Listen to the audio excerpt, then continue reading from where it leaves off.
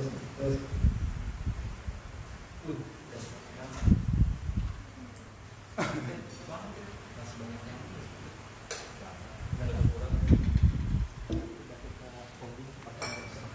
bismillahirrahmanirrahim. Assalamualaikum warahmatullahi wabarakatuh.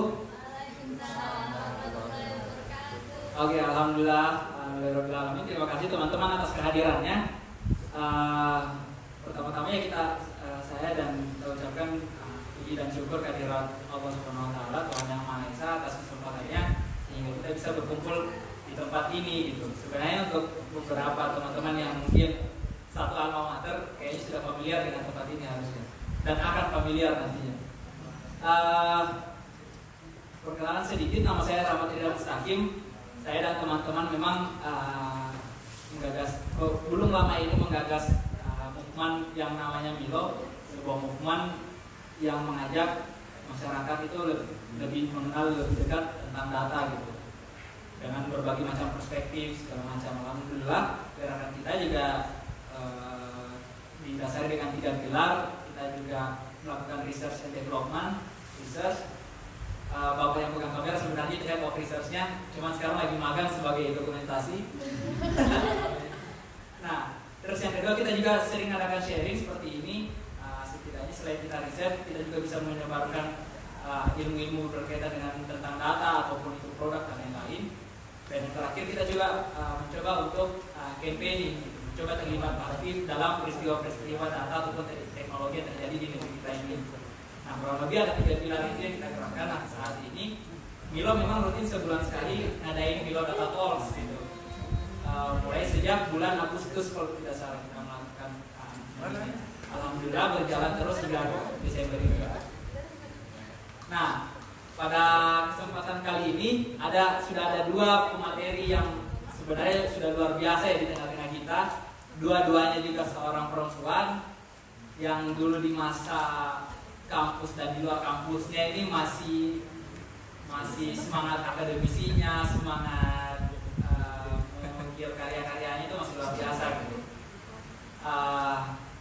Nanti juga acara diskusi ini akan kita bagi jadi 2 sesi, 3 sesi mungkin kurang lebih. Sesi pertama nanti kita akan bicara tentang data dalam perspektif musik, yaitu akan dibawakan juga sama Kansa.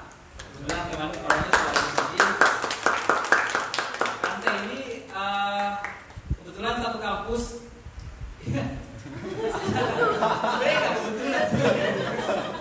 Itu cuma basa-basi aja. Dia sama-sama dia jurusan informatika. Prestasinya juga sudah banyak yang baik kelas nasional maupun internasional. Ya. Jadi teman-teman yang ada di sini dan teman-teman yang lagi nonton di live-nya bisa follow Instagramnya Kansa @Kansa. Nah, di sesi pertama Kansa akan sharing, terus di sesi keduanya nanti akan dibawakan sama Putri Mutia. Biasanya dipanggil si Bume. Nah, ini kebetulan juga satu kampus. Oke. Nah, tidak kalah juga prestasinya. Kalau Bume, mungkin bagi teman-teman yang di Telkom yang dulu pernah sebagai pengajar TAK ini, Bume ini dulu pernah memegang rekor TAK terbanyak dulu waktu lulus. Banyak. Kalau kita itu lulus harus butuh 60 TAK kalau tidak salah ya. Iya. 60. Nah, Bume ini 668. Kayaknya 4 tahun itu dia dedikasinya luar biasa. Bukan lihat TAK-nya tapi aktivitasnya dan lain-lain. Nah, setelah itu kita akan kasih sharing masing-masing waktu kepada kedua pemateri. Setelah itu kita akan sharing talk show gitu di sini sambil kita bisa tanya jawab dan lain-lain, diskusi lebih lanjut. Nah, agar tidak memperpanjang, sebelum kita mulai, mari kita buka acara kita ini dengan ucapan Bismillahirrahmanirrahim. Oke, untuk sesi pertama, bagaimana dokumentasi? Aman? Oke. Ini tes. Oke. Untuk menghargai waktu yang ada, di sesi pertama kita waktu dan tempat saya persilakan kepada Kansa. Tapi sebelum itu kayaknya kita lebih baik rada majuan dikit biar di kamera sebenarnya biar kelihatan banyak. Biar kelihatan kayak 200 orang gitu ke belakang cuman. Oke. Silakan reda detik. Ini di bangku lagi yang besar. Iya. Yang belum ambil snack, silakan ambil snack. Terus yang mau minum silakan minum. Oke. Oke. Silakan Ibu. Ini kelihatan gak sih slide-nya? Kelihatan. Jadi memang agak-agak sih, fokus dikit lah. Oke. Assalamualaikum warahmatullahi wabarakatuh. Selamat malam semuanya. Jadi ya nama aku Kansa. Jadi diminta sama tim Milo gara-gara habis conference namanya Izmir Conference itu di Belanda. 2 November sampai 8 November. Tiba-tiba diminta ngisi jadi organisasi ya. Nah, ini judulnya Discover AI in Music Perspective. Itu yang bikin tim Milo sih. Jadi udah aku ikutin aja. Nah, untuk background sekilas, jadi aku memang dari kecil hobi musik. Aku suka main gitar, aku suka nyanyi. Tapi sekedar hobi aja. Tapi realitanya ya masuk teknik informatika ya, karena lebih aman lah ya karirnya. Dan tahun 2015 aku join lab AI di Telkom. AI, biasanya kita ngomong lab AI ya, tapi ada koreksi jadi harusnya AI gitu. Nah dari tahun 2015 dan ya cukup 3,5 tahunan lah gitu. Nah selama aku kuliah yang aku tahu ini di research yang berbau AI ini cuma 3. Yang pertama itu computer vision. Ya mungkin teman-teman ada yang dulu tugas akhirnya yang berhubungan dengan image atau video atau yang semacamnya.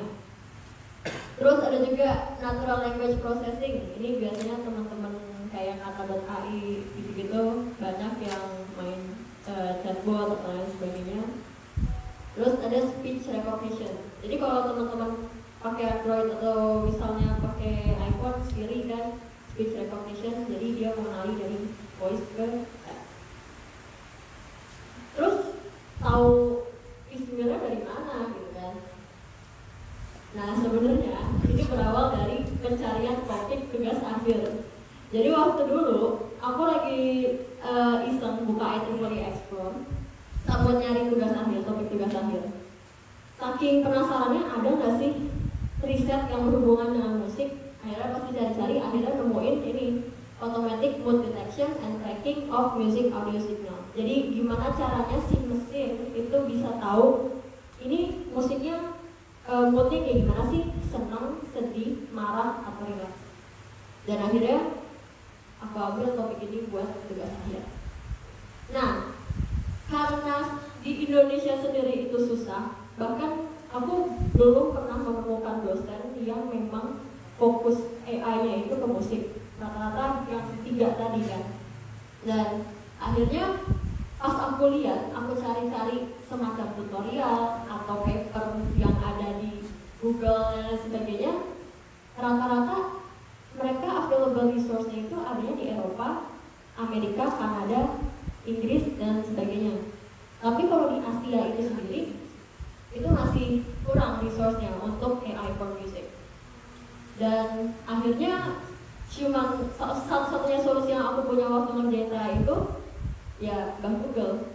Jadi aku cari pakai keyword music information retrieval. Nah, akhirnya ceritanya ya aku nemuin Wikipedia-nya, ya googling Wikipedia as always, terus aku scroll ke bawah. Di external link-nya itu tiba-tiba ada namanya International Society for Music Information Retrieval. Terus aku klik. Setelah aku klik, nah akhirnya aku nemuin website Izmir. Di sini tuh ada conference, ada transaction, terus dan lain sebagainya. Ini mungkin teman-teman kalau yang tertarik bisa lihat websitenya izmir.net ya. Oke. Nah, Izmir itu sebenarnya apa sih?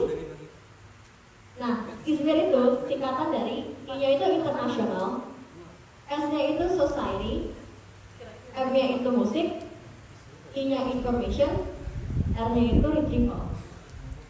Jadi kalau dari websitenya itu artinya mereka itu adalah organisasi non-profit yang tugasnya itu mengawasi organizer dari ISMIR conference itu sendiri. Jadi ada pengawas ya, organisasi ISMIR, terus ada pengawas seperti itu. Nah, setiap tahun itu kita ngadain conference. Kita itu ada mulai ISMIR conference tahun 2000. Jadi yang kemarin 2019 itu adalah conference ke-20. Nah, yang kemarin itu 2019 dan tahun depan itu di Kanada tahun 2020. Jadi intinya ini memang World Leading Research Forum untuk music related data. Nah, yang membedakan ISMIR Conference dari conference lainnya, kita itu masih bisa berinteraksi. Jadi pertama, kita bisa jadi official member. Di sini tuh ada society-nya, tapi ya nggak mahal kok, $10 per tahun. Kemudian ada ISMIR Community Group-nya di Google, jadi ada Google Community Group. Jadi kalau misalnya kita ada riset atau nyari dataset atau semacamnya, bisa ke situ. Kadang yang nyari dapat job position atau lowongan-lowongan S2, S3, ngumpulnya di situ semua. Terus ada juga namanya Women in MIR. Jadi Women Group, ya tau lah kalau bidang teknologi kebanyakan laki-lakinya. Jadi gimana caranya kita menarik wanita-wanita buat gabung di kita, itu makanya ada Women in MIR. Dan yang terakhir, kita ada grup, ada Slack-nya, jadi bisa join juga, nggak mesti bayar, pokoknya all free. Itu enaknya. Kemudian, nah kalau Music Information Retrieval itu sendiri apa sebenarnya?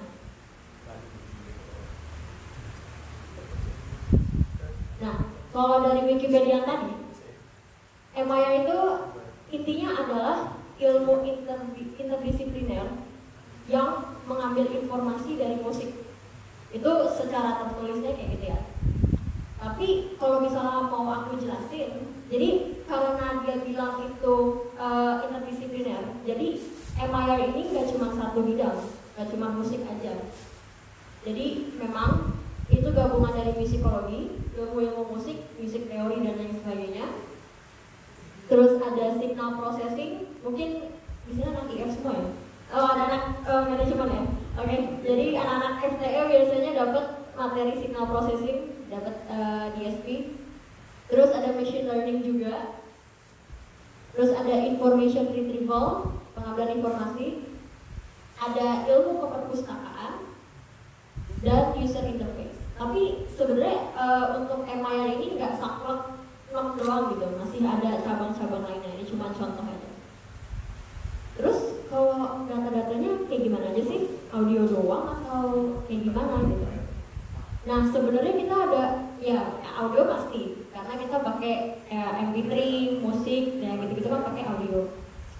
Terus ternyata ada juga data-data image, itu biasanya dipakai untuk biasanya kalau orkestra atau orang pianis gitu kan masih pakai music sheet. Nah itu mereka membaca si music sheetnya. Yang ketiga ada teks, biasanya dari literatur musik atau music XML, itu intinya codingan mereka sih.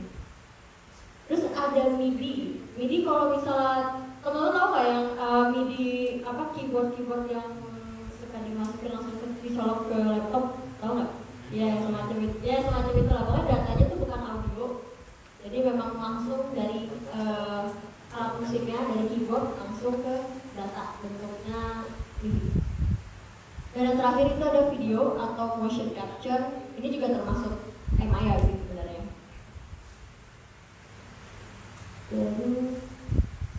Oke. Kalau pengaplikasian atau implementasi MIR ini sebenarnya di mana sih? Jadi kebanyakan yang aku lihat sih sebenarnya ini tuh masih numpuknya di akademik atau di riset. Bisnis ada, tapi memang belum banyak perusahaan yang mengaplikasikan MIR ini. Biasanya mereka pakai bidang ini itu untuk kategorisasi, manipulasi atau enggak, bahkan membuat musik baru atau musik itu sendiri. Oke, contoh pertama recommender system, ada yang bisa nebak nggak aku mau nganterin apa? Apa? Spotify. Udah lihat sih bukan curang. Dia lihat slide. Ya, iya ada slide tadi curang.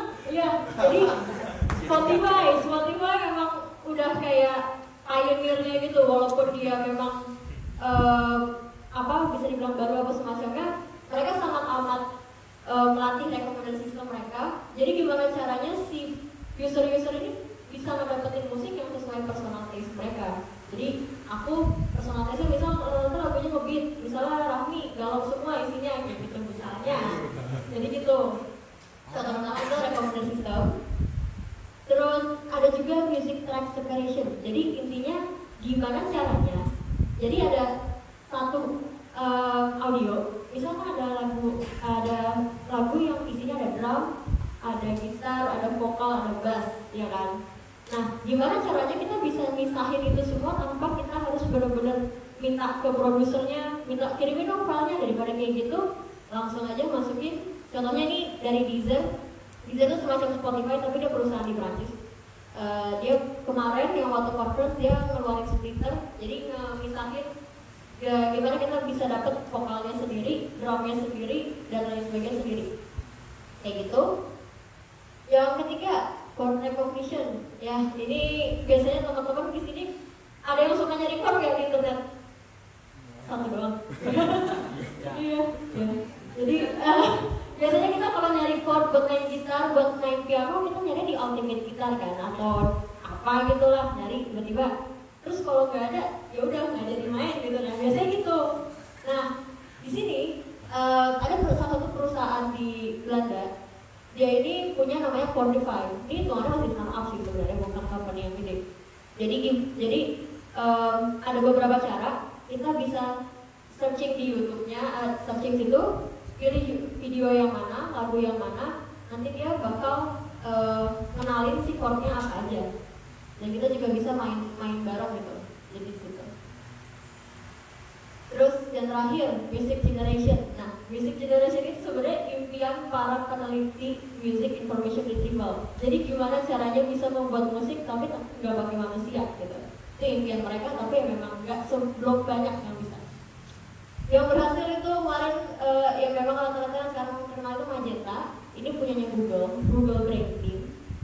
Dan mereka ini, tim ini, Project Magenta ini gimana caranya membuat musik atau seni yang itu di-generate dari machine intelligence. Nah itu project mereka. Mungkin aku mau kasih video itu si Google Brain Team-nya Magenta. I'm fascinated with this idea. Every time we see new technology come along, artists take interesting bits of that technology and turn it into new ways of making music. From ancient instruments through to the 808 drum machine, transforming the technology into something of artistic merit. My name is Doug. I'm a research scientist on the Google Brain team, and I run a project called Magenta. We are a research group dedicated to understanding how to use machine learning in the space of the arts.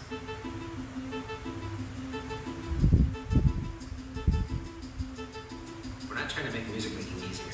We're trying to build some sort of machine learning tool that gives musicians new ways to express themselves. We're using neural networks in a novel sort of way. We're using neural networks to generate sound.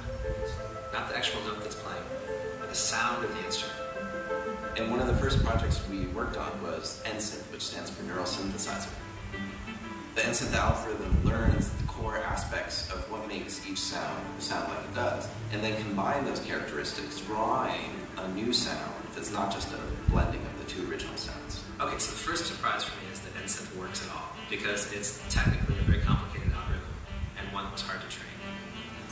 And so we've needed to go from heavy math, big computers, and lots of code to something musicians could play. And so another group at Google, called Creative Lab, took the sounds from NSynth and created a musical instrument. We call it NSynth Super.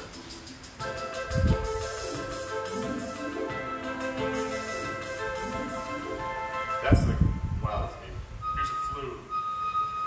Here's a snare. Guess in the middle, this is what it sounds like.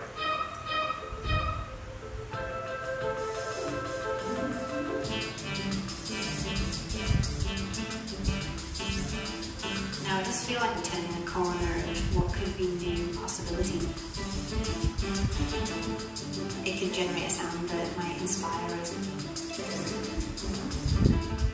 The fun part is like, even though you think you know what you're doing, there's some weird interaction happening that can give you something totally unexpected. What? Wait, why did that happen that way? This is our first foray into actually building tools for musical creativity. I would love to see people using Ensign Super in ways that surprise us all and gives us some new bit of musical joy in the world.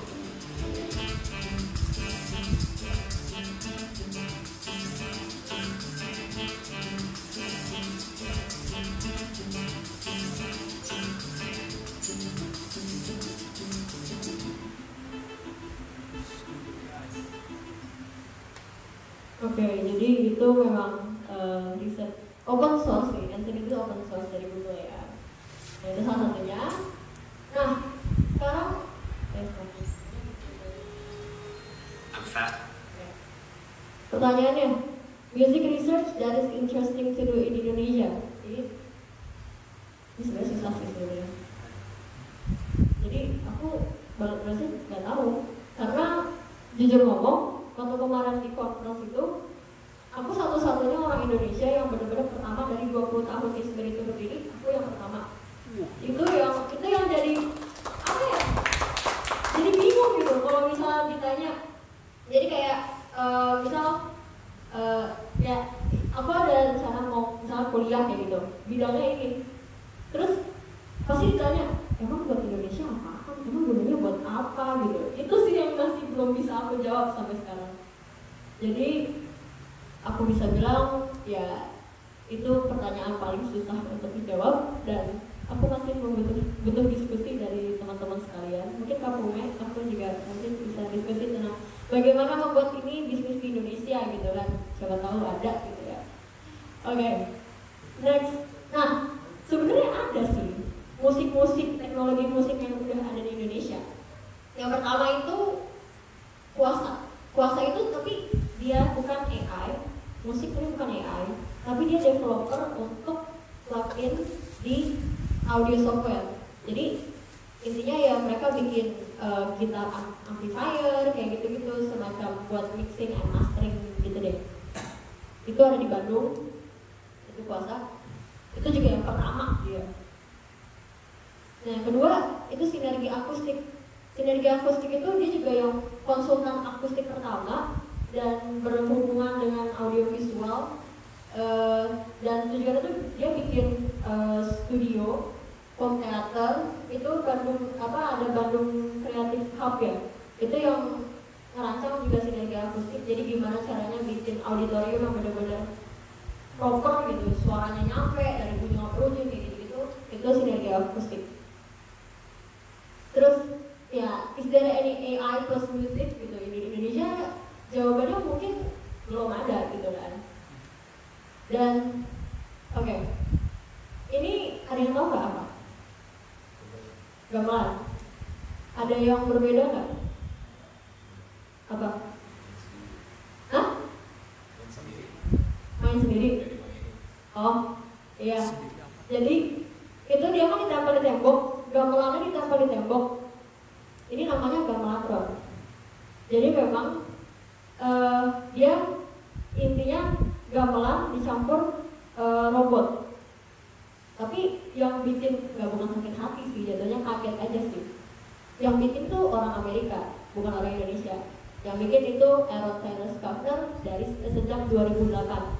Singkatnya, dia itu memang artis, bukan ya seniman dari Amerika ke Indonesia, ke Bali sama ke Jawa. Ya beberapa tahun belajar tentang gamelan gitu-gitu, cara bikin gamelan gimana. Dia pulang, akhirnya dia bikin kayak gitu. Dan ini videonya.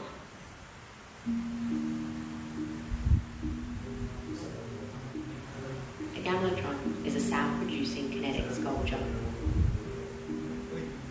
Originally inspired by Indonesian gamelan, the sculptures are a combination of acoustic resonance and robotic technology, creating magical, viscerally powerful, site-specific performances, installations, and standalone artworks.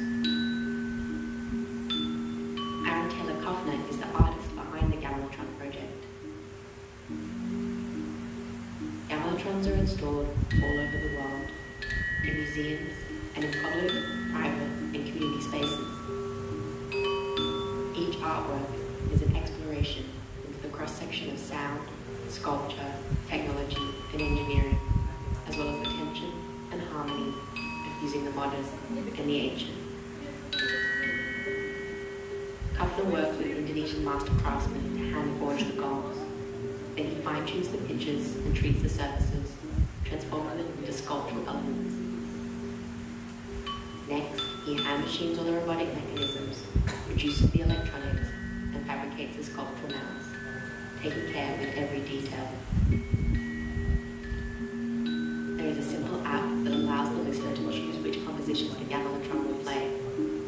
Each composition is written specifically for that artwork in that space. After he installs a piece, Kufner writes site-responsive compositions that consider the acoustics and intentions of the space. These compositions are transcribed by the digital brain of the artwork into an array of electrical pulsations that results in the moving of the mallets and the music you hear. The Gamilotron is an offering, an invitation to spend time with the artwork and allow it to resonate and hopefully nourish. Ya, itu Gamilotron. Jadi intinya ya nggak AI banget sih, intinya dia itu musik dicampur teknologi, yaitu robotik yang lebih ke arah robotik.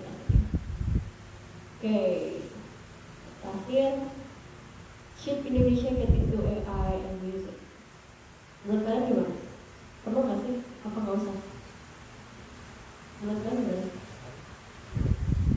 Untuk dangdut itu harus kita Dangdut harus dilestarikan. ambiar itu Ya mungkin ya tergantung kita sih jawabannya. Jadi perlu apa enggaknya nggak tahu sih. Jadi intinya jawabannya balik ke kita semua, mau melaksanakannya atau enggak gitu.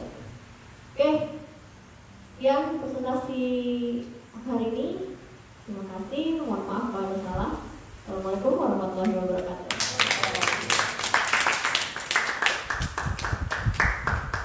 Oke teman-teman, itu dari beberapa sharing dari Kansa ya tentang research AI di dunia musik.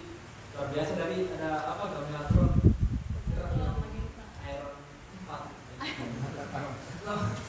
kirain lawannya tadi Pak, tapi bukan orang Indonesia yang bikin kan? Bukan. Itu orang apa? Amerika. Orang Amerika. Tahun 2008 nggak ada yang bisa bikin orang Indonesia.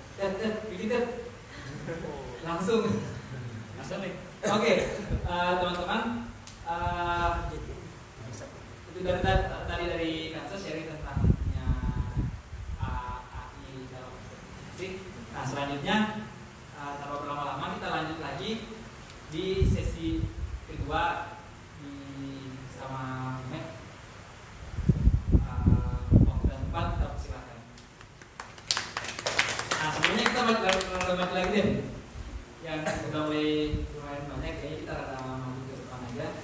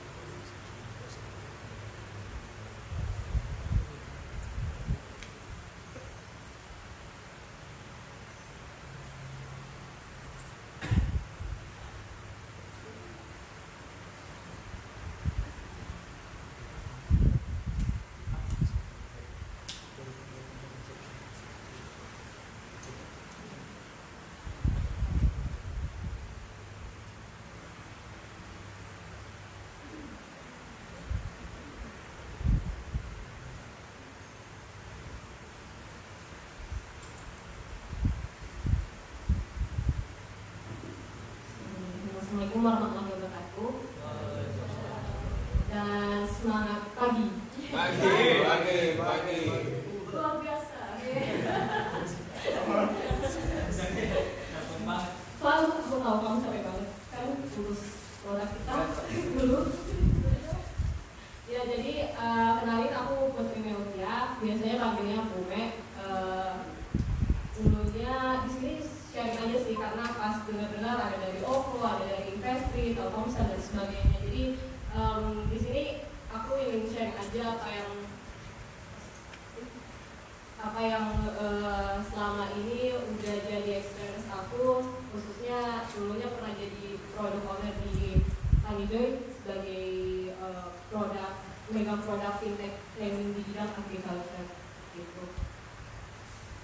Udah tadi kenalan, terus aku alumni Telkom University 2017, prodi administrasi bisnis 2013. Nah, menurut saya sendiri research, goal dan produk itu, jadi malam-malam ini mohon maaf ya agak berpikir keras gitu. Soalnya ini ya saya tahu teman-teman di sini pasti capek banget udah melihat traffic yang di luar sana, tapi ya bentar aja kok ini. Jadi riset itu butuh banget dengan produk sehingga bisa irisannya adalah goals. Bagaimana kita menciptakan sebuah produk itu tanpa adanya riset itu juga akan membuat resiko yang akan dihadapi ke depan itu akan lebih besar, yang akan di-develop juga, yang akan di-testing juga, kemudian yang akan didesain juga. Sehingga kalau nggak ada riset, itu produk kita bisa jadi tidak sesuai dengan apa yang diinginkan dari user atau customer kita itu sendiri. Kalau di dalam prinsip saya sih, hidup itu dilandaskan oleh research. Jadi teman-teman misalkan yang jomblo-jomblowati, misalkan lagi mencari pasangan-pasangan, saya dapat yang udah ada. Mencari pasangan-pasangan kan butuh riset nih. Gimana? Jadi nggak cuma cinta doang gitu, perasaan doang. Jadi harus riset gitu kan. Oh dia kerjanya di mana misalkan? Itu dia tuh dari diri turun dari kayak gimana gitu kan? Jadi ada landasan ketika di proposal atau di deliver ke orang tua. Oh ini nih saya suka sama ini karena A B C D E F G gitu kan. Jadi oh ya silakan Kak. Bismillah Pak gitu kan ceritanya. Jadi maksudnya dilandaskan oleh research gitu. Karena apa? Itu bisa membantu teman-teman untuk pengambilan keputusan dari diri teman-teman. Misalkan teman-teman mau riset nih, mau makan apa ya besok gitu kan? Oh bosan lah ini ya, tapi kan riset. Oh makan ini aja karena gizi dan sebagainya. It's a simple example gitu. Dulu sebelum di Tanijoy, saya pernah buat program di Makassar, hometown saya juga, itu di terkait dengan German Foundation waktu itu. Jadi kerja sama Jerman waktu itu kayak Jerman Central gitu. Jadi buat program Ausbildung untuk mempekerjakan lulusan-lulusan SMK dan lulusan-lulusan kuliah pun yang ingin bekerja di Jerman. Karena memang Jerman itu support banget namanya vocational school atau vocational program. Jadi mereka sangat support banget ke Indonesia, salah satu developing country. Kemudian yang kedua adalah persiapan untuk ke Jerman untuk kursus ataupun lanjutan studi seperti itu dulunya. Ya ini sentral Jerman di Indonesia lah seperti itu. Nah kemudian itu 2017 sampai 2018. Kemudian di 2018 sampai 2019 saya dan tim saya nge-create produk yakni Tanijoy Investment, di mana produk ini adalah investment fintech financial technology lending di bidang agriculture gitu kan. Ada yang di Investri juga, misalkan ada di OVO juga gitu. Kalau kita bicara fintech akan lama di sini. Panjang problemnya. Sampai sekarang belum terdefine dengan secara clear-nya seperti itu. Jadi waktu itu saya dan tim saya itu mendevelop dari cuma 5 bulan kita mendevelop waktu itu berhasil nge-launch iOS, Android, dan web waktu itu. Bisa dicek? Pak? Mati. Iya. Wah, bawa asisten. Kemudian apa sih yang saya lakukan ketika waktu itu berpikir untuk mendevelop produk? Yang pertama adalah ada kualitatif riset sama kuantitatif bidang backgroundnya IT ataupun engineer seperti misalkan. Karena kan hal seperti itu kan science gitu. Hal seperti itu adalah kayak research di bidang sosial sih sebenarnya. Jadi kuantitatif itu based on data, semuanya data gitu kan. Intinya seperti itu. Kualitatif itu based on opinion orang seperti itu. Jadi kita lanjut. Nah, sebelumnya membuat riset itu ada dari inputnya, prosesnya, outputnya. Dan di sini untuk riset itu sendiri ada di bagian inputnya itu sendiri. Nanti prosesnya itu ketika bersama-sama sama tim, outputnya ketika sudah launch. Nah, untuk kuantitatif itu sendiri itu menurut yang jelas di sini ya itulah ya. Ada probability sampling, questionnaire, rating scale, census data analytic. Jadi kayak probability sampling itu ada random sampling, kemudian itu dengan umum ya Allah gitu. 3 SKS. Jadi probability sampling itu kayak mostly biasanya orang pakai 30 pembagian kuesioner gitu. Jadi biasanya anak-anak di produk tuh UI UX design misalkan sama product owner. Tapi kalau dari saya sendiri sih biasanya produk yang nge-share 30 kuesioner nanti dikirim ke usernya sebagai feedback kayak gitu. Nanti kita analisis di situ. Kemudian ada juga pakai probability random sampling itu bisa pakai rumus juga sehingga berapa sampel yang diambil populasinya berapa seperti itu. Nah, kuesioner itu sendiri berdasarkan dari teman-teman gimana sih saya udah menentukan orang yang saya ingin berikan kuesioner. Nah, kuesioner itu sendiri akan dibentuk dari skala Likert. Jadi misalnya sangat baik, cukup dan tidak baik dan sangat tidak baik misalkan seperti itu skala Likert. Jadi biasanya teman-teman kan ada isi kuesioner 1 sampai 5. Nah, itu udah waktunya sih seperti itu untuk skala Likert-nya. Kayak gitu. Nah, rating scale itu biasanya kalau di Android, misalkan di iOS kayak gitu kan ada bintang-bintang itu nanti kita analisis juga. Kemudian sensus itu BPS, Badan Pusat Statistika, kita bisa ngambil di pemerintah. Kemudian data analisis Google Analytics. Maksudnya itu sih yang kita gunakan dulu waktu menjadi produk. Kemudian dari datanya itu sendiri terbagi atas data primer dan data sekunder. Nah, kalau dari data primer itu sendiri itu ke bagian kuesioner, baik dari sisi stakeholder yang melakukan activity marketing ataupun dari kita sendiri tim produk waktu itu. Dan feedback dari usernya itu ketika kita melakukan usability testing atau ketika kita sudah launch, kita mau evaluasi lagi produk yang kita udah lakukan seperti itu. Dan ini udah kita lakukan waktu itu pertama kali waktu product investment diluncurkan. Kemudian data sekunder itu biasanya dari secondary data, jadi Google Analytics, database internal, ya para data scientist di sini kan. Kemudian feedback user, kemudian census tadi, rating scale, sama user comment. Jadi netizen itu juga sangat improve buat kita ya, netizen. Kemudian kalau kualitatif sendiri, sifatnya adalah ketika saya melakukan kualitatif analisis itu ada yang namanya data mainly more focus on secondary research to the study of literature. Jadi regulation POJK nomor POJK itu, peraturan OJK itu menjadi salah satu riset saya bagaimana saya bisa menelaah dari sisi legalnya. Kemudian jurnal dan artikel yang valid, misalkan jurnal dari IEEE misalkan atau Emerald, ISEC dan sebagainya.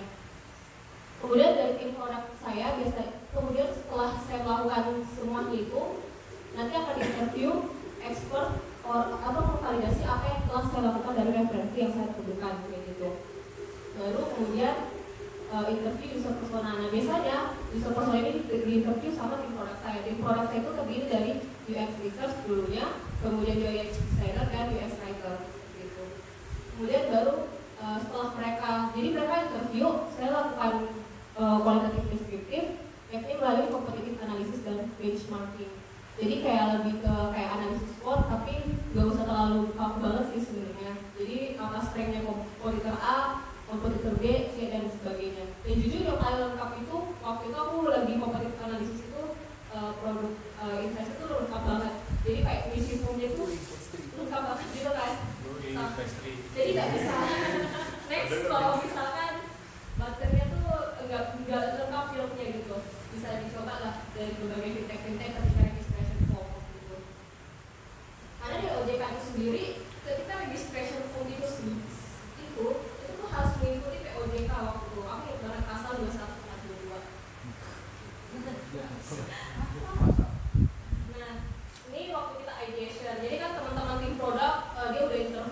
kemudian dia udah melakukan design thinking. Nah, pas proses dalam design thinking itu kita masuk dari sisi tim developer sama aku juga. Jadi kita melakukan ideation.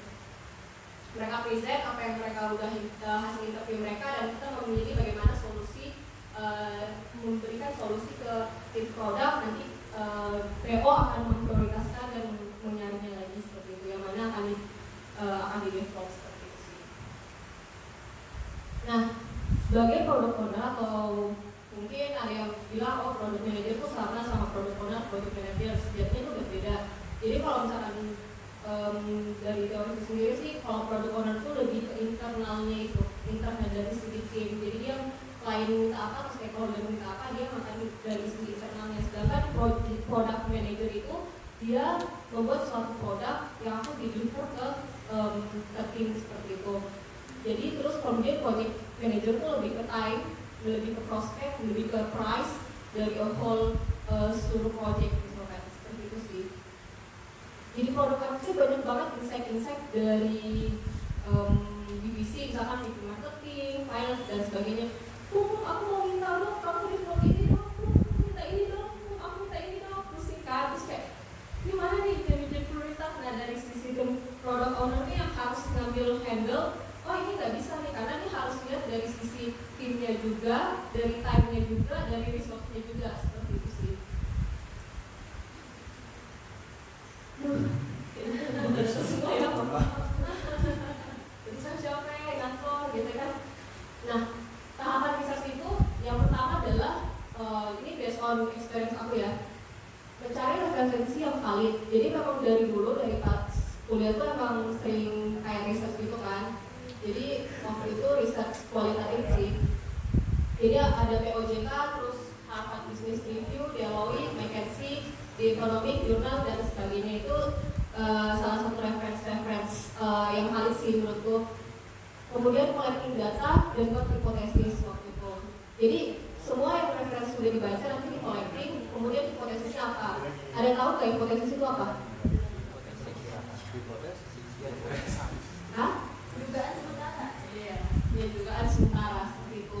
Kemudian nanti brainstorming sama expert, kemudian lakukan workshop kayak seperti ini, kita discuss, lalu buat product requirement dokumen. Nah kalau untuk third nih, biar teman-teman riset sih.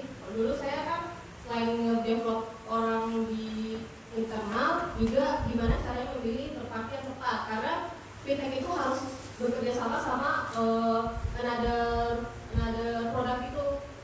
Untuk kalau misalkan mau mendapatkan license-nya itu, kita harus kerjasama sama misalkan digital signature, payment gateway dan sebagainya. Jadi aku itu payment gateway, digital signature. Jadi digital signature itu ya digital tapi memiliki kekuasaan hukum yang kuat. Gitu. Terus gimana sih caranya mencari tempat yang sesuai gitu? Karena mereka juga menawarkan berbagai macam produk dengan penawaran yang menarik. Mencari tempat yang sesuai dengan produk kita pastinya. Kemudian membuat analisis dari produknya seperti apa, performance-nya dan price-nya seperti apa. Seperti itu. Kemudian meeting dan mempersiapkan pertanyaan. Biasanya kita meeting ya udah meeting aja gitu kan, tapi kita nggak bisa membuat struktur pertanyaan apa sih yang ingin disampaikan, sejauh mana sih meeting yang ingin kita bawakan. Karena biasanya meeting tapi melebar-lebar jadinya. Itulah yang membuat teman-teman biasanya di kantor posting time gitu loh. Jadi memang harus buat note taker nih A, B, C, D, E, F, ya udah selesai gitu, karena gue harus kerja gitu. Biasanya kayak gitu sih. Terus membuat dokumentasi dari hasil analisis dan pengambilan keputusan. Dan itu tuh ada ya, slide ini ada tersubung sih sebenarnya, kayak soft skill teman-teman, bagaimana teman-teman negosiasi, komunikasi, seperti itu sih. Nah, untuk pengambilan keputusan sendiri untuk waktu itu produk yang ingin diprioritaskan, ingin di-develop itu ada namanya high effort sama low risk. Jadi effort yang dimaksud di sini adalah seberapa ini mengeluarkan tenaga, skillnya untuk mendevelop produk ini gitu. Risknya adalah bagaimana sih kedepannya ketika teman-teman dengan resource seperti ini, misalkan A, dia hanya bisa misalkan cuma PHP doang bahasa programmernya, atau B cuma bisa sampai bolang misalkan Nah, bagaimana dengan kapasitas tim itu kita bisa mensinergiskan gitu. Jadi di kita tuh nggak ada namanya, oh kamu pintar ya pintar aja gitu, yang bodoh aja gitu. Jadi mengkolaborasi sih sebenarnya. Yang pintar bisa ngajarin yang kurang juga bisa mengikat gitu. Seperti itu sih. Jadi risknya seperti apa? Risknya itu ketika stakeholder minta, nih saya mau minta fitur seperti ini gitu. Oke, kita buat dokumentasi. Ini mau tanggal berapa, jam berapa, dan di mana kamu dokumentasi apa yang kamu sudah sediakan sehingga kamu minta fitur seperti itu. Jadi hal seperti itu sih, negosiasi dengan stakeholder sih sebenarnya. Jadi biasanya kan kalau misalnya stakeholder, iya saya minta fitur ini ya, besok jadi gitu. Kok besok jadi gitu kan, gak masuk akal misalnya. Apa 2 hari kan, minggu kan jadi ya, bulan kan jadi ya. Tapi gak berpikir bagaimana effort dari segi tim, risk yang terjadi seperti apa. Misalkan bug yang banyak gitu. Misalkan resiko-resiko yang lainnya, misalkan user sudah menurun ketika adaptasi dari produk yang sudah di-launch seperti itu. Nah, inilah gambarannya produk. Misalkan orang desain mempresentasikan produk itu seperti ini, programmer seperti ini, user itu sebenarnya ini gitu. Seperti itulah, kadang satu perspektif itu sangat berbeda. Jadi makanya dari sisi front untuk tim itu ada namanya product owner untuk bisa menerjemahkan ke tim seperti itu. Ini beda-beda kan. Misalnya teman-teman mungkin di sini ada yang mau datang, misalkan untuk mendapatkan info terkait musik misalkan, ada yang mau datang untuk mendapatkan insight terkait produk, ada yang mendapatkan anything gitu reasonnya. Jadi produk juga seperti itu. Nah, biasanya terjadi di tim desain saya dulunya atau tim produk saya biasanya dulunya itu mereka desain tapi klien mintanya seperti ini gitu, perfect gitu pokoknya, yang keren-keren lah ibaratnya. Tapi ternyata nggak tahu ya, mungkin sesuai ya dengan aduh hati nurani yang aduh gue udah bisa diselamatin terus dikoreksi bisa jadi ya. Nah kayak gitu tuh yang harus di handle seperti itu, karena kita ini manusia gitu, bukan robot yang bisa kerja 24 jam non-stop gitu. Kapabilitas kita tuh sangat kurang. WHO aja menargetkan kita bekerja tuh 8 jam gitu. Kalau kurang dari itu banyak penyakit-penyakit mungkin yang akan tertimpa kita itu sih sebenarnya. Nah, ini yang paling lucu nih biasanya. Front-end-nya cantik, back-end-nya nggak tahu deploy API-nya seperti apa, database-nya seperti apa, ya gitu-gitulah. Jadi drama-drama tim-tim programmer biasanya. Nah, yang paling lucu nih, kalau ada error karena tadi job based on user, mungkin bukan tadi job juga mungkin produk yang lain. Biasanya ada error nih, ini ada error gitu misalkan. Oh ini bisa error ya? Ini gimana ya? Pas tiba-tiba kok bisa jalan ya? Kayak ada hantunya gitu. Kalau dia tanya, oh, itu gimana? Kok bisa benar gitu? Nggak tahu Pak, pokoknya kayak gitu aja, bisa gitu. Nah itu seperti ini yang bisa terjadi di programmer. Dari produk itu sendiri, sebenarnya bukan masalah riset ya atau input, tapi bagaimana prosesnya sih sebenarnya. Karena kita kompleks dan kita kompetitif banget gitu, dan tidak ada yang bisa pokoknya kompleks banget gitu. Harus ada proses yang dimana dari hulu ke hilir atau end to end. Aduh, ini apa? Yang bisa di kesimpulannya ada aja ya. Jadi ini dari McKinsey. Jadi produk planning dan manajemen itu emang paling sangat krusial sih sebenarnya. Karena yang dihadapi itu adalah people semua. Ketika kita sebelumnya riset, kita based on riset kita udah selesai, bagaimana kita deliver riset itu yang sangat agak problem sih sebenarnya. Karena kan tiap orang memiliki kapabilitas yang masing-masing yang sangat berbeda, penerjemahan yang sangat berbeda, dan bagaimana caranya kita bisa menghandle tim-tim seperti itu. Nah ini agak mirip protokol sih sebenarnya.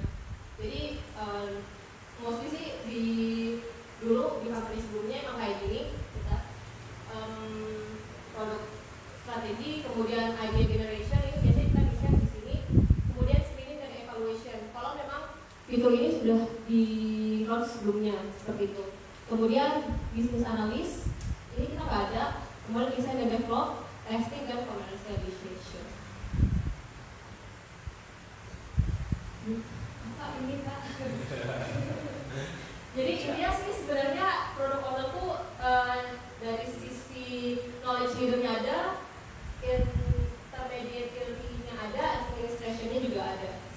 bagaimana sih bisa lebih soft skill sih. Kalau dulu saya waktu itu lebih soft skill, bagaimana saya bisa mengelit teman-teman itu bisa memanusiakan sih sebenarnya. Jadi kayak lebih ke demokratif, gaya kepemimpinan yang dimana demokratif dan memang tugasnya banyak, tapi hubungan dengan tim juga harus tinggi gitu. Itu sih. Nah, mungkin teman-teman yang di startup udah nggak ini sudah familiar ya, udah nggak asing lagi ya. Kita ngejalanin Scrum Method. Ada yang udah ngejalanin nggak Scrum Method? Bisa katakan?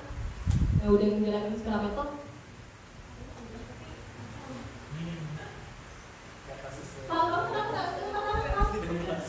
Tidak merasa ikut Scrum. Jadi gini, gak apa ya, aku lagi ya. Jadi dulu di tim saya waktu itu di Productive Response. Jadi karena udah riset semuanya, udah semua dikumpulin tuh masukan-masukan dari stakeholder. Kemudian nanti product owner ini yang akan memberikan kompleks ini di pengalaman saya ya, nggak tahu teman-teman yang lain mungkin ada insight baru lagi. Jadi semua produk hasil keputusan saya tadi yang matriksnya high keyboard, kemudian low keyboard, high risk atau high impact, low risk, low impact, itu aku kumpulin semuanya. Kemudian nanti memprioritaskan yang mana akan menjadi produk pertama, fitur pertama biasanya yang akan di develop gitu. Jadi misalkan aku sih lebih prefer high keyboard tapi low risk. Itu yang paling enak sih buat tim. Kemudian nanti planning itu ada bisa self organizing, bisa dari PO-nya juga. Jadi kalau misalnya self organizing itu tuh teman-teman dari satu member tuh bikin tasnya sendiri gitu. Apa yang dilakukan selama 2 minggu. Tapi aku udah experience seperti itu, ternyata tim developer aku tuh waktu itu gak bisa, harus dibuatin kak, aku gak ada waktu mau buat kayak gini kak, kayak gitu. Dia udah buatin, ada udah kak saya mau buat sendiri tas saya selama 2 minggu saya melakukan ini nanti dari PO nya itu review dan validasi seperti itu sih. Itu self organizing. Kemudian sprint backlog itu selama kami 2 minggu, ada yang 1 sampai 4, ada yang 1 bulan, ada yang 1 minggu. Kalau kami dulunya 2 minggu. Kemudian Scrum Masternya sih sudah ada, jadi Scrum Masternya tetap masih aku yang megang. Kemudian dari Scrum-nya itu kita ngejalaninnya itu 15 menit jam 10 pagi karena masih fresh dan mereka masih belum ada in-case yang datang di tim waktu itu. Kemudian baru finish work, jadi kita review dan retrospektif. Retrospektif itu apa sih? Nah, retrospektif itu kayak apa sih yang positif dan negatif dari tim selama 2 minggu itu. Nah, reviewnya sendiri biasanya dulu waktu tim sebelumnya, karena aku pernah 4 kali perubahan dalam sebuah tim. Jadi itu 4 kali perubahan dalam tim dengan beraneka ragam pengalaman, kemudian beraneka ragam skill. Waktu itu kita reviewnya dipimpin sama TA, quality assurance, karena TA itu mau production acceptance test waktu itu. Nah, sekarang karena review TA-nya nggak ada, jadi tiap tim merepresentasi apa yang telah dia kerjakan. Gitu sih. Jika dia cuma, Kak, waktu 1 minggu itu saya cuma belajar React gitu kan, misalkan. Oke, kalau kamu 1 minggu belajar React, kamu harus membuat dokumentasi apa saja yang kamu lakukan, backgroundnya apa, tujuannya apa, dan hasil riset kamu apa, kayak gitu. Jadi biasanya alasan aku belajar React aja gitu misalkan, atau belajar Golang aja gitu, atau belajar konten style guide gitu misalkan. Itu harus ada komitmen sih berarti. Nah, biasanya kendala dari product owner atau product manager itu ketika tasnya adalah ongoing, gak selesai-selesai. Ini kenapa ongoing ini? Nah, ada masalah apa? Ini kak, saya susah slicing-nya gitu misalkan. Aduh, saya susah kak, ini gak ada bisa integrasi API-nya gitu. Drama programmer lah ya. Atau mungkin biasanya drama designer tuh produk tuh belum buka, lagi males. Itu pendekatannya approach-nya beda-beda lagi tuh. Nah, itu kurang lebih drama-drama di tim. Kemudian potential produk itu regulation, karena produk yang kemarin tim saya dan saya lakukan itu adalah fintech, dan itu sangat menarik sih sebenarnya, challenge, opportunity juga. Dan regulation itu verification form harus ini, harus itu. Pokoknya ada regulasi-regulasi yang OJK sudah tentukan. Karena kan banyak nih fintech bodong-bodong gitu kan. Jadi seperti itulah. Bagaimana caranya kita bisa memberikan kepercayaan kepada user atau customer. Kemudian revenue pasti, revenue lagi, kembali lagi revenue. Jadi memang otak-otak produk ini harus otak-otak duit gitu kan.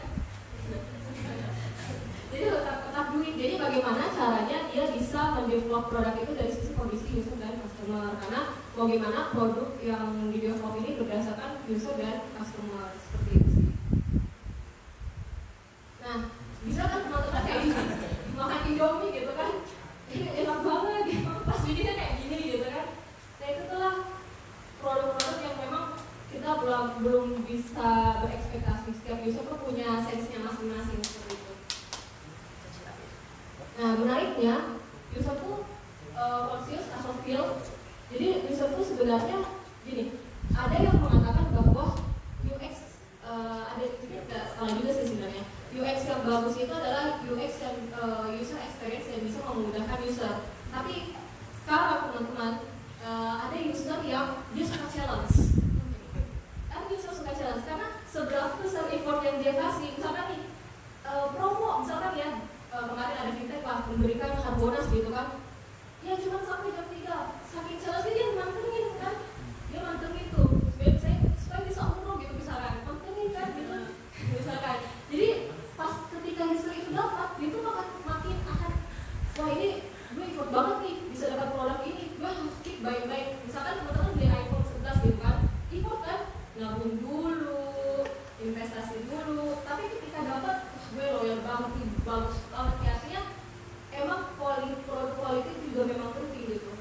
Tapi bagaimana kita memang kita harus buat effortless juga buat user, tapi buat experience-nya itu bisa membuat berharga bagi user gitu.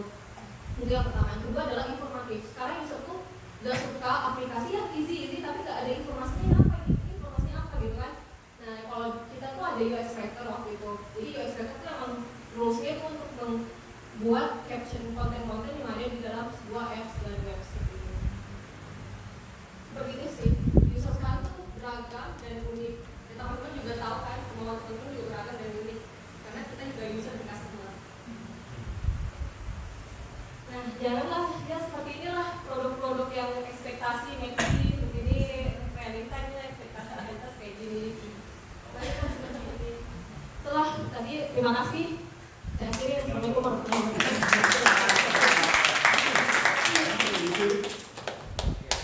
Nah, jangan turun dulu deh. Setelah kita mau panggil Kansa sama Pumen naik lagi bareng kita diskusi ringan dulu.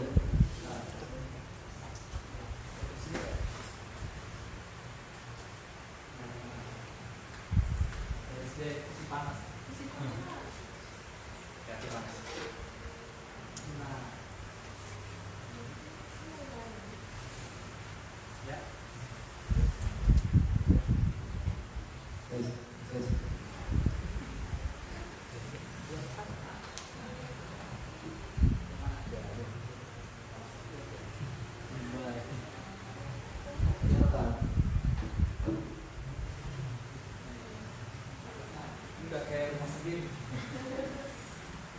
Oke. Nah gimana? Kalau kameramen, videonya bagus? Mantap, sebelum kita mulai oke, mungkin aja macam-macam. Nah, oke teman-teman, tepuk tangan dulu deh buat presentasi dari Kansa dan Pumen. Luar biasa tadi ya.